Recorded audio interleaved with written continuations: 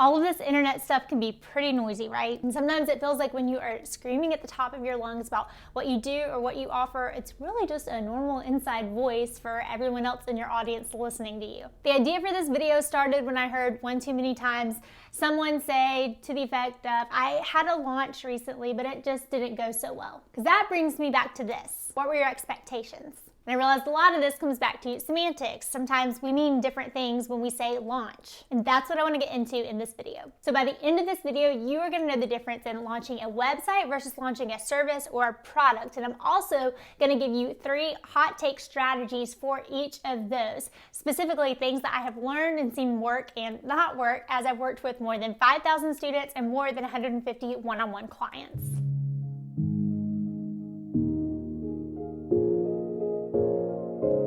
Make sure you stick around because this video is loaded with information, if I do say so myself. And if you want to get in on the fun and join the family, look down below, hit the subscribe button and the bell next to it. That is how you are going to be in the loop to know when these videos come out every single Tuesday. So over the past few weeks on my channel, I have really tried to demystify the word launch. Hopefully, I've helped you understand the concept of a launch as a marketing campaign, what copywriting's job is in all of that, and then what I really want is to encourage you on how you can set up sustainable marketing rhythms in your creative small business. And like I've said in those videos, launch is a fancy word for a promotional period or marketing campaign, usually with some sort of pressure built around it. Up first, service provider launches. So here's the deal with launching your services. I'm starting with this one because I think it is a big ol' missed opportunity, chiefly because of a word I just said a moment ago, pressure. If you have ongoing services that you provide day in and day out in your business and you've never applied any sort of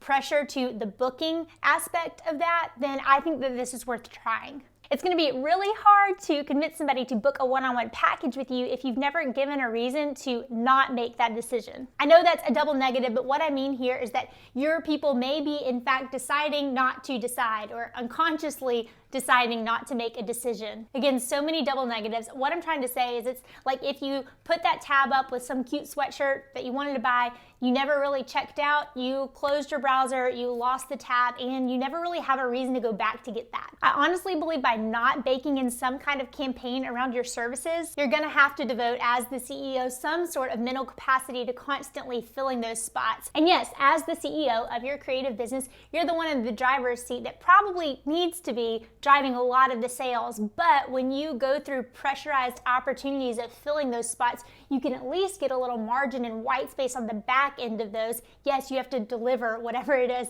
that you booked, but you have a little bit of a break in the sales. When to do this? I recommend this if you have a set number of spots to fill. Again, back to that chalkboard that I mentioned in a video before last, you need to know your slots. Then you can do a promo campaign every quarter or twice a year, whatever works for you. I will say one time I launched my services and I booked myself out for 9 months and I will never do that again. So don't go too far out. The big idea with the service launch is to make a big stink about what it is that you offer, remind people that this is something that you regularly do, or introduce a new service, and then you want to book a set number of those. 3 hot take tips on launching your service. The first thing you want to pay attention to is your opportunity to drive urgency. Now with this, clearly there are a lot of other things that you want to pay attention to. One being making sure that that message, that offer is crystal clear and easy to understand what all is included in your service. I'm not going to waste a ton of time talking about that now because I do have a video where I talk about the differences in a sales page and a service page and how you can kind of hybrid the two, especially if you have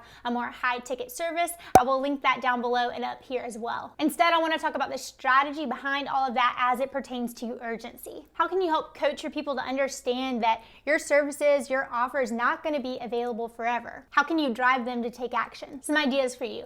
Maybe you are offering a limited number of spots. I always think this is the most low-hanging fruit, and you can at least do this because last time I checked, your time wasn't just infinitely available. You, even if you haven't really sat down and figured it out, you will have a set number of clients that you can actually take on. So limited quantities. You can also repackage and reshape your offerings. I did this last year. I launched day rates for the first time. I'd kind of been doing this all along, but I'd never put it in a package where it was really named and a concept altogether in and of itself, and this did great. So I had a set number of day rates during the year. I launched those, they booked out. When they were done, they were done. Maybe you're offering limited versions of a design or a productized service that you have. Maybe you're baking in something to the cost to give them, like a seat inside one of your programs, or even something like an iPad. Be careful with this because you don't want people to come back and try to, price negotiate with you, but you have that opportunity as well. Maybe you can start a bunch of clients at once and take them through in sort of a group coaching or incubator style model. That way there's urgency to the start and the end date. And lastly, maybe it is a discount. One time I hopped on a call with a coach I really wanted to work with. The package was a $6,000 coaching package. They offered me a $1,000 discount if I booked on the phone. I definitely whipped out my credit card and booked. Save that money. Tip number 2, use a hype piece. You need to pick some sort of vehicle to talk up what you do. Again, this goes back to what I talked to at the beginning of this video. If you don't tell people a lot about what you do, they just don't know, and you can't fault them for it. When I say hype piece, and it's something I talk about in my Prime to Launch program, but I'm talking about kind of like a pep rally sort of a concept. How can you let your people know what's going on and hype them up for the main event, the service? Maybe it's a series of live videos that you do for a week. Maybe it is a workshop or a webinar, or maybe your hype piece is a big opt-in that really strategically will hit on the kind of person that would be a great fit for a one-on-one service, and you then have a nurture sequence after that where you can lead them into booking that consult call with you. And number 3, overcome objections with your pre-launch content. So pretty much as soon as you start to put your offer out there, you're gonna hear the objections come in as to why people can't buy it. It's okay, it's natural. I actually love this part of the sales process. Even just yesterday, I was on a phone call with a client as we were going through her offer, and here's what I want you to think about. Even when you have your great offer and you communicate it to somebody who is a perfect fit for what you do, what are they then gonna come back and say, I just can't buy it because, for example, on this client call yesterday, what we figured out is that even when this great offer is put in front of people, one thing that she will definitely hear back, because she's heard it in the past, is that looks so beautiful. It sounds lovely. I know all that, even if they'd be a really great fit and they don't know all that. So how can we then create pre-launch content that helps them understand and get over that objection? Well, one idea we could do is talk about how much Elizabeth continues to invest in masterminds and education and her own coaching, even though she's been in the space she's been in for well over a decade. See how that can then help start to overcome objections? The next launch I wanted to talk about is a website launch, and this all comes down to expectations. So let me break this down for you. This is the type of launch or marketing campaign that you are gonna put out when you've got a new website or even just a website refresh. And remember, this is the type of launch out of the 3 of these that is probably least likely to lead to the money right away, and that's okay. Let me break this down with 3 quick tips. First, like I said, set those expectations. The biggest thing that I say to clients that are launching a website and may have misconstrued expectations about what that's going to be like, remember, it's probably a really big deal to you, but it's just not gonna be as big of a deal to people out there unless you give them a reason that it is a big deal to them. Why are they going to go to your website unless you give them a reason to go to your website that actually matters? If you're not figuring out why your website launch matters to your people, that's hurting you. What's in it for them if they visit and land on your new website? Not that it's a bad thing for you to post about your new website on Instagram and get all those yay kind comments, but what I'm talking about is, why does it matter for people to actually go to the website, and then how can we start to turn that into some traction? Which brings me to another thing to talk about. Couple your launch with a key performance indicator, KPI, that you can actually track as a lead, like an email address. Getting a ton of traffic on the day you launch is great. You can probably run retargeting ads to them, but instead, how can you go ahead and try to capture that traffic when they land on your website right away? Can you pump out a brand new opt-in or a low price offer that they can only get during that launch week on your website? Can you hide Easter eggs or coupons all around your website and give your people sort of a scavenger hunt to go through? Can you go big and have some sort of a giveaway in tandem with your launch? Find out ways for your audience to engage with you in your website launch. Don't just make this passive for them. And number 3, run quality assurance.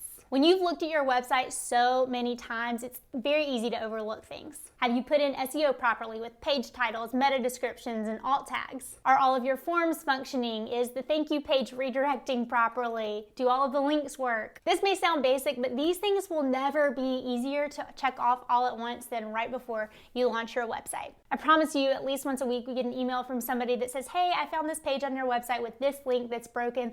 all the time because I've been blogging multiple times a week since 2016. There's a lot of pages on the website. Now let's talk about product launches, the type of launch that most of us in the digital space are very familiar with. I want you to understand the reasoning behind applying some energy to your offers so you can do it in a way that channels your efforts and works for you. So when I say product, I mean physical or digital. Physical being like a hand-dyed ribbon collection or flat lay styling boards, ceramic bowls, line of curated boxes, or digital like a collection of templates or a course. Some quick tips on launching your product. Focus on your checkout cart page big time. So what can you do to have a better cart? First and foremost, focus on your testimonials. Get good testimonials, and I say put them all over your website. You definitely want to include them on your checkout cart page. Then you need to remind them of your entire offer stacked down to the bonuses and including, this is big, your guarantee. You have to include this. We had a client in launch recently. I was doing some optimization and looking at her sales page design and making some suggestions, and I clicked over to the cart page and I was like, this is where we need to focus. This page is so important. When they click that buy button, are they gonna land and feel like you're money snatching or you're just out to get their cash? They need to feel like you have their back. This is the most vulnerable they are in the entire sales process. And where can they reach out if they have questions? Do you have a phone number, a Google number that you can give them? If you're looking to update your checkout cart pages and want to use some templates to go off of, I highly recommend Samcart. I will link it down below, and yes, that is an affiliate link. Like I tell you guys though, I only recommend things that I use, and this has been worth every single penny because I'm able to customize and go in and use all of these templates, update my colors, and make a beautiful checkout page that is conversion oriented and ready to roll. They give you some great examples in here, like Amy Porterfield's checkout pages from years past are in here, so you can go in. Let me open this so we can preview it a little bit and see what a checkout cart page may look like for this product that I have, and see how much better this looks. Like, you can do some tweaking individually inside each of these, but it is a great tool. You get all of these to start with, and I really recommend it. Those are some ways you can get back control on your cart page, but what happens before that is that they'll likely land on a short, medium, or long form sales page. My tip here, let copy dictate design, not the other way around. Don't you dare let conversion die on the hill of pretty. And while we're speaking of hills, I see this all the time in the creative industry, and this is a hill that I'm willing to die on. Let me be clear. The design functions as a vehicle to help them consume the message on the entire sales page. You have to make this page digestible for all the types. The person who's just checking it out, just seeing what is in this offer, they need to be able to jump and skip around like a menu. They need to be able to go to different parts of this page and understand what that part of the page is about. It also needs to be orchestrated for the person that's going to read every single word on that last day because they're really trying to decide, do I know all this? Do I have all this? Or do I need to work with this person to get it? Also remember, and a good copywriter is not going to let you cut a bunch of words out just because the page is too long. Different sections of a sales page are in there also for different personalities, different buyer personas. You can't just cut copy because it's too long. Some people are really going to resonate and need the stories to help understand and see themselves in there. Some people are going to be more there for the vision. They really want to understand where this is going to take them and what trajectory this is going to set them on, and that's more important to them. That's how they buy. Bottom line, people read long copy, they don't read boring copy. They also don't read poorly designed copy that they cannot strategically understand how to get through. Designers, you have a big job. I could soapbox about this forever. I'll say one more thing. Sales page is the newfangled version of a sales letter. So a sales letter being the strategic vehicle that helps someone understand what is included in an offer, if they would be a fit for it, and then also what's going to be on the line if they choose not to get into this. Do not let design get in the way of that. And finally, leak about the offer in advance of your launch. So you'll notice the more you launch or put something out there, the more people are interested in it. Duh, but I think it needs to be said because somehow in the craziness of being in a launch, you forget that. I've told clients before, sometimes your goal with that first launch just needs to be get it out, get that brand awareness threshold crossed, make back your investment, and then pay yourself for a couple of weeks. I bring this up because brand awareness or product awareness can be really tough to measure. It's one of those intangibles. You have no idea how many people out there are looking and watching from afar, and I swear this gets me every single time I do a launch for a client or for my own business. You have no idea how many people are looking at you thinking, oh my gosh, in 3 months, 6 months, in a year, I'm gonna get that. And I can't wait to get my hands on that. You have no idea who's thinking that. Another learning that's happened for me is sometimes people need to picture you with the offer and they're getting that across in their mind's eye. So an example of this is people always knew me as the copywriter. So when I launched a program about productivity, that was kind of a message. Now that course is very easy to sell, but when I first launched it, people had to understand that. Same with a client that had always talked about Instagram so much. She launched an email list building course because that's something she's passionate about. That first launch was just getting over the hump, and then after that, it started to pick up steam, and now it's her #1 selling product. Overall, no matter what type of launch, website, product, or service you're doing, there are things you're going to be doing regardless. You're getting clear on your message, you're doing some sort of audience building, you likely have some sort of PR or ad campaign, and you have some pre-launch content, which I'm going to talk about in a couple of weeks. If all of these things are swimming around in your head right now, no fear. Look down below, grab my launch copy and content checklist freebie. Thousands of creatives have grabbed it and enjoyed it. I think it may help you out as well. And remember this, when you're not in launch, you're in pre-launch. If you like this video, give it a thumbs up, and like I said, hit that subscribe button too. And if you've got any upcoming launch or copywriting questions that you need answered, then make sure that you comment and leave those down below. That's how I get my best YouTube ideas sometimes. Now that you understand the difference in the types of launches, and you may also be understanding when you're not in launch, you're pretty much in pre-launch, that can feel like a whole lot of content. So that's where I want you to watch the next video that I have teed up for you. I'm gonna take you through how I repurpose content over and over and over again in my business.